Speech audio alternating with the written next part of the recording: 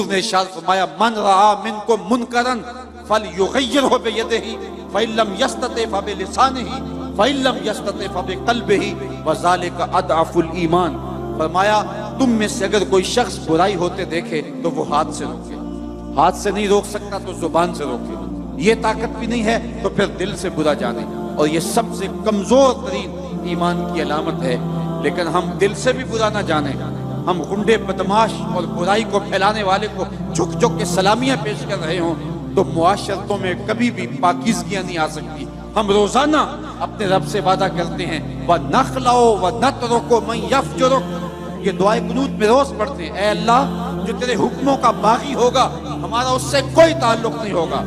آج کے اس اجتماع میں آنے والوں اپنی ذمہ داریوں کو سمجھو، اور اسلام نے ہمیں جو خوبصورت نظام زندگی دیا ہوا ہے اس سے نفع حاصل کر کے اس معاشرے کو جہنم زار ہونے سے بچاؤ اور اس معاشرے کو پاکیزہ کرو.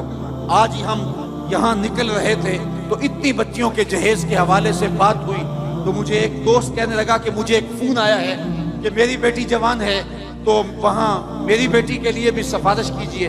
تو میں نے کہا صاحب وہاں سفارش تو نہیں ہے اور وہاں قرآن اندازی ہے. تو ایک صوفی شوکت علی قادری صاحب کتنی بیٹیوں کا جہیز دیں گے؟ 100 50 2000 کتنی بیٹیوں کے لیے وہ جہیز فراہم کر لیں گے؟ ہمیں عملی طور پہ جدوجہد کرنی چاہیے کہ معاشرے کے اندر سے اس رسم بد کو مٹایا جائے اور ہم ایک ایسا پاکیزہ معاشرہ تشکیل دیں کہ جہاں جو ہے وہ انسانی قدروں کا حیا ہو، اور معاشرے کے اندر جو پھیلی ہوئی غلاظتیں ہیں اور غلط رسومات ہیں جنہوں نے معاشرے کا سکھ چھینا ہوا ہے. آپ کیا اندازہ کر سکتے ہیں اس بوڑھے غریب والدین کا جس کو کبھی بازار میں جا کے دہاڑی بھی نہیں ملتی اور اس کی دہلیز کے اوپر جوان بیٹیاں بیٹھی ہیں اور ان کا رشتہ کوئی اس لیے قبول نہیں کرتا کہ ان کے غریب ماں باپ کے ساتھ جہیز، ان کے پاس جہیز کے لیے دینے کے لیے کچھ موجود نہیں ہے. تو وہ کیا کسی نے کہا کتاب زیست کا ایک اور باب بیت گیا، جہیز بن نہ سکا اور شباب بیت گیا. آج کتنی بیٹیوں کے شباب بیت رہے ہیں اور وہ بڑھاپے کی دہلیز میں جا رہی ہیں اور بوڑھے ماں باپ جہیز دینے کی پوزیشن میں نہیں ہیں. کیا ہم اس ظالمانہ رسم کے خلاف کھڑے نہیں ہوں گے؟ صرف ہم یہ کہہ دیں گے کہ ہمیں کیا لگے؟ نہیں، من رعا منکم منکرن فلیغیرہ بیدہ فإن لم یستطع فبلسانہ فإن لم یستطع فبقلبہ. یہ ہماری ذمہ داری ہے کہ ہم باطل جو ہے وہ نظام کے خلاف، باطل فکر کے ساتھ اور معاشرتی برائیوں کے خلاف پوری قوت کے ساتھ کھڑے ہو کر کے ایک پاکیزہ معاشرت کی تشکیل کے لیے کوشاں ہو جائیں. بے مقصد زندگی گزارنے کا کوئی فائدہ نہیں. مومن کی زندگی جس میں وہ خسارے سے بچ سکتا ہے اور قوم کو اجتماعی خسارے سے بچا سکتا ہے، وَتَوَاصَوْا بِالْحَقِّ کا زمرہ ہے. اور اس کا ایک معنی یہ بھی ہے کہ قرآن کے پیغام کو عام کیا جائے. آج ہمارا اللہ ماشاءاللہ جو ہماری مجموعی فکر ہے وہ قرآن مجید کی فکر کے ابلاغ کو چھوڑ چکی ہے. ہمارا انداز یہ ہے کہ قرآن جس مقصد کے لیے نازل ہوا تھا آج ہم اس کو ترک کر چکے ہیں. قرآن مجید ایک زندہ کتاب ہے. اتنا خوبصورت نصاب کسی قوم کے پاس نہیں ہے. نصاب حیات، نصاب زندگی، منشور حیات کسی قوم کے پاس نہیں ہے. لیکن اس کے باوجود آج ہم دنیا کے اوپر رسوا ہو رہے ہیں. اتنی خوبصورت تھیوری ہونے کے باوجود ہم رسوا کیوں ہو رہے ہیں؟ اس لیے کہ اس تھیوری کے مطابق ہمارا پریکٹیکل نہیں ہے. ہماری زندگی اس قرآن کی تعلیمات کے مطابق نہیں گزر رہی ہے. آج دنیا کے اوپر رسوائی، ذلت ہمارا مقدر بن گئی. اقبال نے جب شکوے کی زبان کھولی نا تو شکوہ رب سے کیا تو لہجہ بڑا تلخ ہو گیا. تیرے کعبے کو جبینوں سے بسایا ہم نے، نو انسانی کو غلامی سے چھڑایا ہم نے، صفائے دہر سے باطل کو مٹایا ہم نے، تیرے قرآن کو سینوں سے لگایا ہم نے. پھر بھی ہم سے گلا ہے کہ وفادار نہیں. ہم وفادار نہیں، تو بھی تو دلدار نہیں. بڑا سخت لہجہ تھا لیکن جب جواب آیا تو سارا نشہ اترتا ہے. لفظ وہی ہیں، صرف صیغہ بدلتا ہے.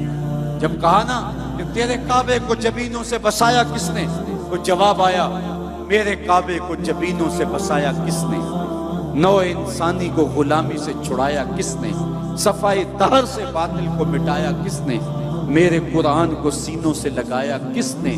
تھے تو آبا وہ تمہارے ہی مگر تم کیا ہو، ہاتھ پہ ہاتھ دھرے منتظر فردا ہو، ہر کوئی مستے میں ذوق تن آسانی ہے، تم مسلمان ہو یہ انداز مسلمانی ہے، حیدری فقر ہے نئے دولت عثمانی ہے، تم کو اسلاف سے کیا نسبت روحانی ہے، وہ معزز تھے زمانے میں مسلمان ہو کر، تم خار ہوئے ہو تارک قرآن ہو کر۔ آج کتاب ہم نے اس لیے رکھی ہے کہ بیٹی کو جب رخصت کریں گے تو قرآن کے سائے تلے سے گزار دیں، جب لڑائی ہو گئی تو قسم کے طور پہ قرآن کو سر پہ اٹھا لیں گے، نئی دکان بنائی ہے، مکان بنایا ہے، بچوں کو بلا کے قرآن پڑھا لیں گے، بوڑھے فوت ہو جائیں گے تو اس قرآن مجید کی تلاوت کروا کے ان کو اصالِ ثواب کریں گے۔ میں اس کا انکار نہیں کرتا قرآن کی برکتیں مرنے والے کی قبر میں اترتی ہیں، میں اس کا انکار بھی نہیں کرتا قرآن کے نور کے مقابلے میں کوئی نار نہیں ٹھہر سکتی، جن بھگانے کے لیے یہ اچھا نسخہ ہے۔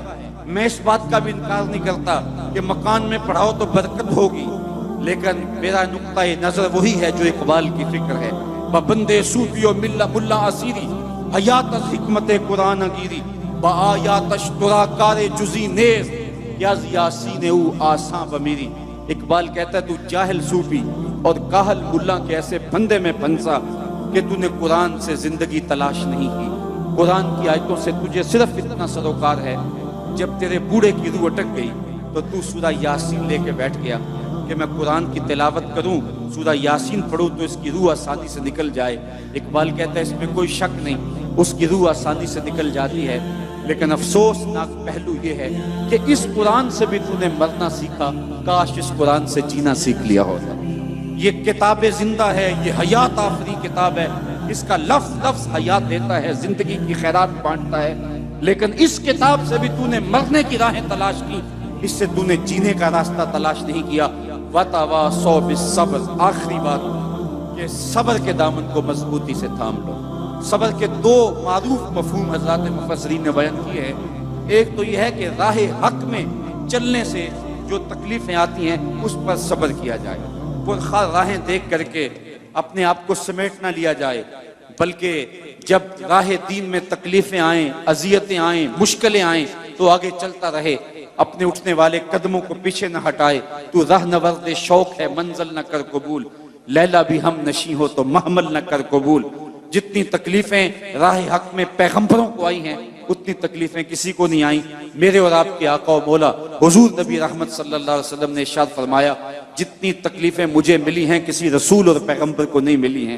تو اس راستے کے اندر آگے چلو، دکھ آئیں، تکلیفیں آئیں، راہ خدا کے اندر اذیتیں پہنچیں، ان کو برداشت کرے، سینے سے لگائے۔ حضرت امام رازی نے لکھا ہے کہ مکے سے لے کر طائف تک 70 ایسے نبیوں کی قبریں ہیں جن کی وفات صرف بھوک اور پیاس کی وجہ سے ہوئی ہے۔ آج میں اور آپ دین کے لیے کوئی تکلیف برداشت نہیں کی، خام خواہ کہتے ہیں کہ دین کے اوپر چلنا مشکل ہے۔ پہلی بات تو مشکل ہے ہی نہیں، اور دوسری بات ہمارے لیے کوئی دوسرا آپشن ہی نہیں ہے۔ صبر کا جو آخری مفہوم حضرات مفسرین نے بیان کیا ہے وہ یہ ہے کہ دنیا کی زندگی میں چلتے ہوئے کبھی دکھ بھی آتے ہیں۔